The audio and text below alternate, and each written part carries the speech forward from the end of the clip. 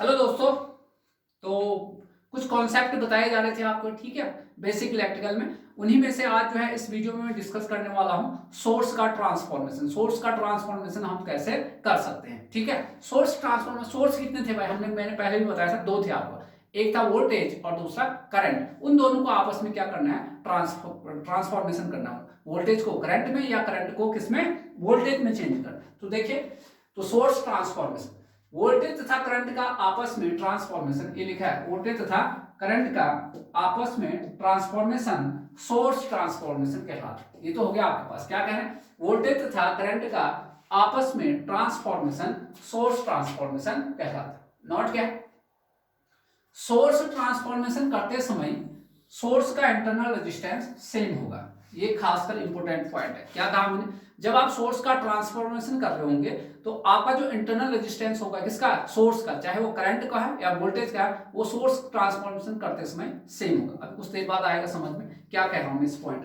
तीसरा पॉइंट, दूसरा पॉइंट देखिए, करंट सोर्स को वोल्टेज सोर्स में, अगर करंट सोर्स को किसमें, वोल्टेज सोर्स में कन्वर्ट करना है तो इंटरनल रेजिस्टेंस से क्या करते हैं, मल्टीप्लाई करते हैं, यानी गुना करते हैं, ऐसा कहते हैं। देखिए वीएस है बराबर Ohm's law IS into RS, ये है करंट सोर्स। इस करंट सोर्स को आपने किससे, इंटरनल रेजिस्टेंस से जैसे ही मल्टीप्लाई कर दिया तो आपका क्या बन गया, आपका वोल्टेज सोर्स बन गया।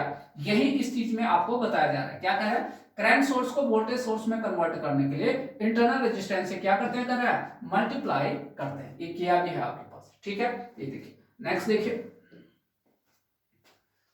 थर्ड पॉइंट देखिए आपके पास। थर्ड पॉइंट में ये कह रहा है, यदि, यहां देखिए, यदि वोल्टेज सोर्स को उसके इंटरनल रेजिस्टेंस से भाग कर दें, डिवाइड कर दें, ये देखिए वोल्टेज सोर्स को उसके इंटरनल रेजिस्टेंस से क्या कर दोगे आप, डिवाइड कर दोगे, तो वोल्टेज सोर्स किस में कन्वर्ट हो जाएगा, करंट सोर्स में चेंज हो जाता है। तो वोल्टेज सोर्स ऑटोमेटिकली किसमें चेंज हो जाएगा, करंट सोर्स में चेंज हो जाएगा। तो ये रूल है भाई आपके पास। तो बेसिकली है क्या, अगर करंट सोर्स को आप उसके इंटरनल रेजिस्टेंस से मल्टीप्लाई करोगे तो करंट सोर्स किस में कन्वर्ट हो जाएगा, वो आपके पास वोल्टेज सोर्स में कन्वर्ट हो जाएगा। और अगर वोल्टेज सोर्स को उसके इंटरनल रेजिस्टेंस से भाग करोगे तो वो किस में कन्वर्ट हो जाएगा, वो आपका करंट सोर्स। बेसिकली हो क्या रहा है, ओम्स लॉ, V बराबर IR फॉलो हो रहा है, ठीक है। चलिए नेक्स्ट देखिए,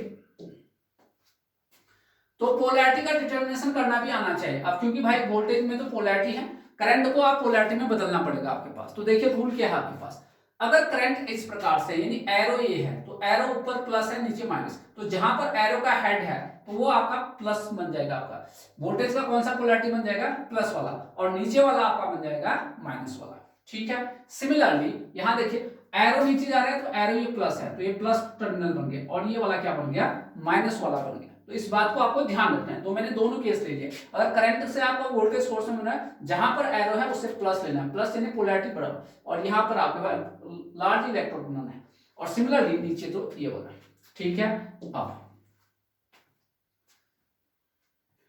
अब देखिए नेक्स्ट देखिए, सोर्स ट्रांसफॉर्मेशन। अब भाई ये बहुत इंपॉर्टेंट है, ये आईएएस में एक बार पूछा गया था ये क्वेश्चन की, मतलब सोर्स ट्रांसफॉर्म का physical, source transform actually Thevenin का नॉर्टन में कन्वर्जन, ये इंपॉर्टेंट है भाई। आपका जो सोर्स ट्रांसफॉर्मेशन एक्चुअली में थेवेनिन थ्योरम और नॉर्टन थ्योरम का आपस में कन्वर्जन होता है। देखिए ये आपका कौन सा थ्योरम है भाई, ये बता सकते हो, ये है थेवेनिन थ्योरम। थेवेनिन थ्योरम में वोल्टेज सोर्स प्राप्त होता है। थेवेनिन में क्या प्राप्त होता है, वोल्टेज सोर्स होता है, और नॉर्टन में क्या प्राप्त होता है, करंट सोर्स। देखिए वोल्टेज को बेसिकली किसमें कन्वर्ट कर दिया तुमने, करंट सोर्स में। तो ये आपका हो गया, ये है नॉर्टन थ्योरम, ये क्या है नॉर्टन, और ये क्या है, थेवेनिन है आपके पास। तो बेसिकली वोल्टेज सोर्स ट्रांसफॉर्मेशन क्या है, थेवेनिन का नॉर्टन में या नॉर्टन का थेवेनिन में। थेवेनिन किसको रिप्रेजेंट करता है, वोल्टेज सोर्स को, और नॉर्टन किसको रिप्रेजेंट करता है, करंट सोर्स को। तो देखिए आपके पास ये है प्लस, ये ऊपर प्लस है, तो इसका मतलब ये हुआ कि प्लस ऊपर है तो एरो ऊपर हो गया। देखिए ये तो नीचे आपके पास ये RS, मैंने क्या कहा था कि हमारा रेजिस्टेंस सेम रहता है, तो रेजिस्टेंस देखिए सेम है, ये भी RS है और ये भी RS है, और ओम्स लॉ लगा दिया तो I बराबर क्या होगा, जब मैं इसको VS को इसके इंटरनल रेजिस्टेंस क्या करूंगा, भाग दूंगा, तो अपने आप किसमें कन्वर्ट हो गया, ये करंट सोर्स में कन्वर्ट हो गया है। क्लियर है इतनी बात आप लोगों को समझ में आना चाहिए, ठीक है। ये देखिए नेक्स्ट देखिए, और देखते हैं, ये देखिए, अब देखिए ये प्लस नीचे है तो इसका मतलब एरो का हेड जो है नीचे होना चाहिए। ये देखिए आपके पास ये ऊपर, इस समय देखिए ये करंट सोर्स को रिप्रेजेंट करता है। करंट सोर्स में जो इंटरनल रेजिस्टेंस होता है पैरेलल में होता है, और वोल्टेज सोर्स में जो आपका इंटरनल रेजिस्टेंस है वो क्या होता है, सोर्स के सीरीज में होता है। बताया था ना लास्ट लेक्चर में आपके पास। तो सेम थिंग यहाँ पर है। तो करंट सोर्स, तो ये क्या है, थेवेनिन, और ये क्या है, नॉर्टन है आपके पास। तो आप वोल्टेज सोर्स से किस में कन्वर्ट करना सीख गए हैं, करंट सोर्स में। आपको सिर्फ इसका ध्यान रखना है, प्लस कहां पर होगा, एरो कहां पर होगा। जहां प्लस होगा वहां पर एरो का हेड होगा, आपको ध्यान रखना है। अदरवाइज वोल्टेज सोर्स का सीरीज में होता है और ये किसमें होता है, पैरेलल।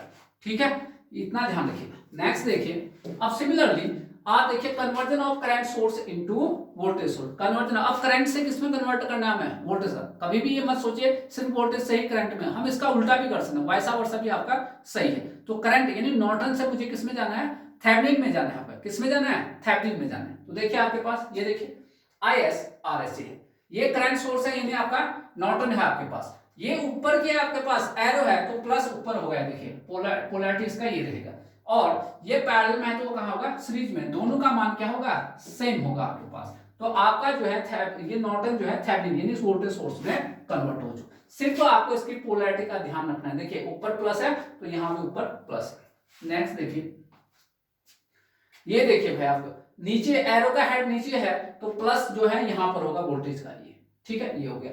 और ये वाला कहां होगा, उसके सीरीज में। ये VS क्या कब मिलेगा, जब IS और RS को आपस में क्या करोगे, मल्टीप्लाई करोगे, तो आपको मिल जाएगा वोल्टेज सोर्स। अब एक बात ध्यान रखा होगा तुमने, ये सोर्स कन्वर्जन है, कैसे सोर्स है, प्रैक्टिकल सोर्स में। क्योंकि प्रैक्टिकल सोर्स जब भी होता है तो उनका इंटरनल रेजिस्टेंस क्या होता है, प्रेजेंट होता है। ठीक है, उनका इंटरनल रेजिस्टेंस क्या होता है, प्रेजेंट होता है। तो सोर्स कन्वर्जन का जो कॉन्सेप्ट है वो प्रैक्टिकल सोर्स के केस में ही क्या होता है, वैलिड होता है। जब आइडियल केस होगा तो R तो होगा ही नहीं इनका आपके पास, ठीक है, इंटरनल रेजिस्टेंस तो होता ही नहीं है, तो उस कंडीशन में सोर्स कन्वर्जन पॉसिबल नहीं होता है। ठीक है, तो वही चीज में जो है आपको अगले स्लाइड में बता।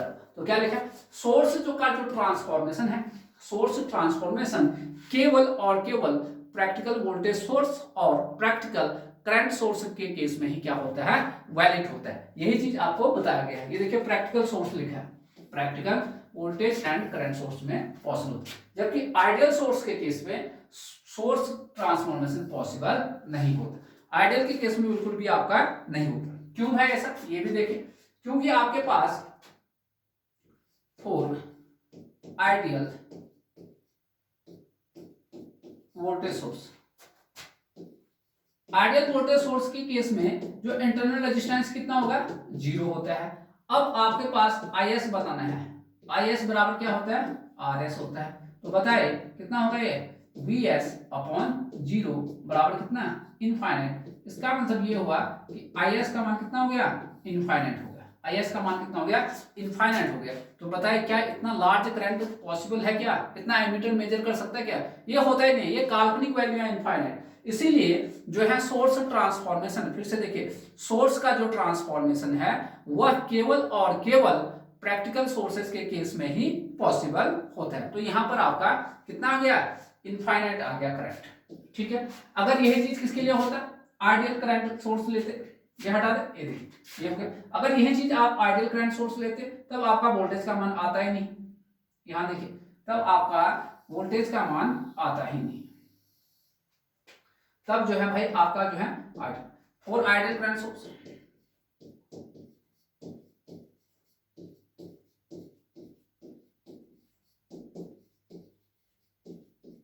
आइडियल करंट सोर्स केस में RS बराबर कितना, RS का मान कितना होगा भाई, कितना होना चाहिए आइडियल करंट सोर्स के केस में, RS का मान होता है इनफाइनाइट। कितना होता है, इनफाइनाइट। ठीक है, आइडियल करंट सोर्स के केस में इंटरनल रेजिस्टेंस कितना होना चाहिए, RS। आप देखिए इस करंट को मुझे किसमें बदलना है, वोल्टेज सोर्स में। क्या करते हैं, क्या रूल है, IS को किससे इंटू करिए, RS। फिर से देखिए IS इंटू कितना, इनफाइनाइट, तो VS भी आपका कितना आ गया, इनफाइनाइट आ गया। अब बताए क्या इतना पॉसिबल है, इतना पॉसिबल है कि आपके पास, ये कभी पॉसिबल है ही नहीं आपके पास। इसीलिए मैं कह रहा हूं कि आपके पास जो वोल्टेज और करंट सोर्स का जो कन्वर्जन है ओनली यानी ट्रांसफॉर्मेशन केवल और केवल प्रैक्टिकल, केवल किसके लिए, प्रैक्टिकल सोर्स के लिए ही क्या है, पॉसिबल है। ठीक है, ध्यान रखिएगा आपके पास इतनी चीजें आपको ध्यान रखना है। और इसके अलावा एक चीज और, जो सोर्स ट्रांसफॉर्मेशन है वो डिपेंडेंट सोर्स के लिए भी पॉसिबल है। किसके लिए? डिपेंडेंट सोर्स के लिए भी क्या होता है? पॉसिबल होता है। आप देखिए आपके पास यहाँ पर डिपेंडेंट का तो आप मतलब समझ ही गए होंगे कि भाई आपके पास डिपेंडेंट सोर्स का मतलब है कि आपके पास जो डायमंड शेप का है ये डिपेंडेंट के केस में भी आपका सोर्स का ट्रांसफॉर्मेशन पॉसिबल होता है। डिपेंडेंट सोर्स के केस में भी क्या होता है? पॉसिबल होता है। ठीक है, ये है आपके पास, ये आपके पास ये बन गया। इसका देखिए सोर्स ट्रांसफॉर्मेशन, वोल्टेज है, वोल्टेज की जगह क्या बन जाएगा आपका? करंट बन जाएगा आपके पास। ये ऊपर प्लस है तो ये आ गया, तो करंट सोर्स बनाना है आपको। ये RS है, करंट सोर्स कब बनेगा? जब VS अपॉन RS करोगे तो ये आपका बन गया IS। ये हो, और यहां पर ये सोर्स है ये किसमें आ जाएगा? पैरेलल में आ जाएगा। किसमें आ जाएगा भाई? पैरेलल में। ये तो ये अपना आप करो। तो डिपेंडेंट सोर्स में भी आपका सोर्स का क्या होगा? पॉसिबल है आपके पास। ठीक है, तो आपको ध्यान रखना है। तो कहां पर फेल है? आइडियल के केस में फेल है, बाकी डिपेंडेंट और इंडिपेंडेंट प्रैक्टिकल केस में सोर्स ट्रांसफॉर्मेशन पॉसिबल होता है। ठीक है, तो बहरहाल इस वाले वीडियो लेक्चर में इतना ही। ठीक, नेक्स्ट जो लेक्चर लेके आएंगे उसमें आपको और भी जो है कॉन्सेप्ट हम आपके लिए इंपॉर्टेंट कॉन्सेप्ट जो कि आपके लिए काफी यूजफुल होंगे वो लेके आएंगे। ठीक है, थैंक यू दोस्तों।